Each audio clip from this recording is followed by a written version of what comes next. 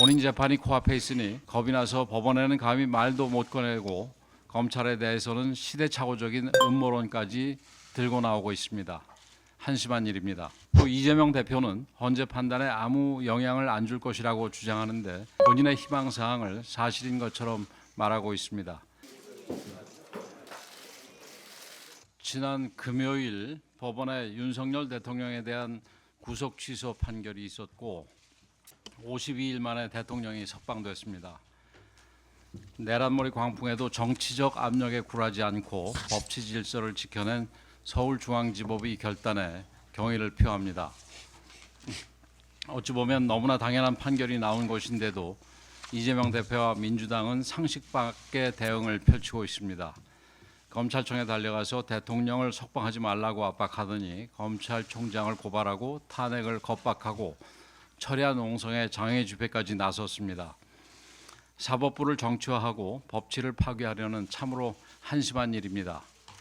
검찰총장의 석방 지휘는 법원의 결정에 따른 당연한 조치인 만큼 이런 무도한 행위를 즉각 멈춰야 합니다. 특히 이재명 대표는 검찰의 산수 잘못 운운하고 있는데 이 대표의 국어 능력에 상당한 심각한 문제가 있어 보입니다. 법원은 구속기간 계산만을 문제로 지적한 것이 아닙니다.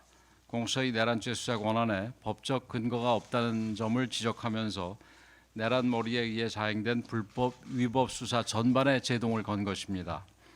판결문을 읽어보면 충분히 알 수 있는데도 이런 주장을 하는 것을 보면 아예 판결문을 읽어보지 않았든지 읽고도 이해를 못하는 것이든지 그게 아니라면 알면서도 억지를 부리고 우기는 것입니다.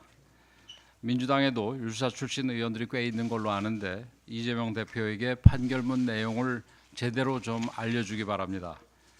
또한 이재명 대표는 정작 판결을 내린 법원에 대해서는 한마디 말도 못하면서 주구장창 검찰만 공격하고 있습니다.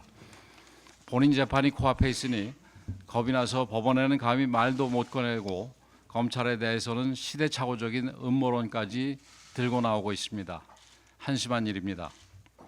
또 이재명 대표는 헌재 판단에 아무 영향을 안 줄 것이라고 주장하는데 본인의 희망사항을 사실인 것처럼 말하고 있습니다. 헌법재판소가 법적 논란에도 피의자 신문조서, 수사 기록 등을 증거로 삼은 만큼 수사의 부당성을 지적한 이번 판결을 헌재도 당연히 살펴봐야 할 것입니다. 헌재의 올바른 판단이 있을 걸로 기대합니다. 지금은 국민을 선동할 때가 아니고 차분하게 민생을 살피면서 헌재의 판결을 기다릴 때입니다.